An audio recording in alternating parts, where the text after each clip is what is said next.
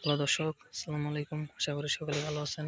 তো দর্শক, দেখতেই পাচ্ছেন আমরা আমাদের চাষের জমিতে কীভাবে এই ধানগুলো চাষ করে থাকি। তো দর্শক, আপনারা চাইলে কিন্তু এভাবে আমাদের জমিতে কিন্তু ধানগুলো চাষ করে ভালো টাকা লাভবান করতে পারবেন।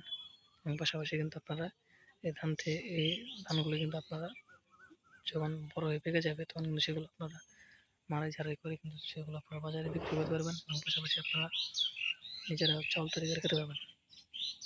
দর্শক, দেখতে পাচ্ছেন কিন্তু আমরা আমাদের পুরো জমিতে কিন্তু এভাবে এই ধানগুলো চাষ করেছি।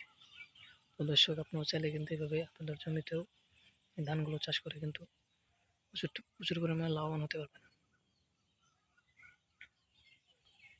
দর্শক, এই ধানগুলো যদি আপনারা চাষ করতে চান তাহলে আপনাদের জমিতে পানি দিয়ে হাল চাষ করে নেবেন। হাল চাষ করে নেওয়ার পর সেই জমিতে কিছু রাসায়নিক সার ব্যবহার করবেন। রাসায়নিক সার ব্যবহার করার পর তারপরে এই ধান গাছের চারাগুলো কোথা থেকে কিনে আনবেন।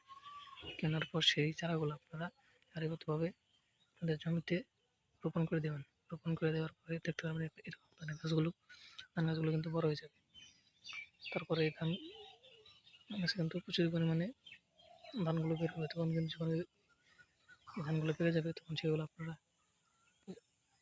বাড়িতে নিয়ে মাড়াই ঝাড়াই করে সেখান থেকে ধান সংগ্রহ করে আপনারা ধান কিন্তু বিক্রি করতে পারবেন এবং পাশাপাশি আপনারা নিজেরাও খেতে পারবেন। তো দর্শক, আমাদের ভিডিওটি যদি আপনার একটু ভালো লাগে থাকে তাহলে অবশ্যই চ্যানেলটি সাবস্ক্রাইব করে দেবেন এবং ভিডিওতে একটু লাইক করে দেবেন। ধন্যবাদ। চলে ভালো থাকবেন। আসসালামু আলাইকুম।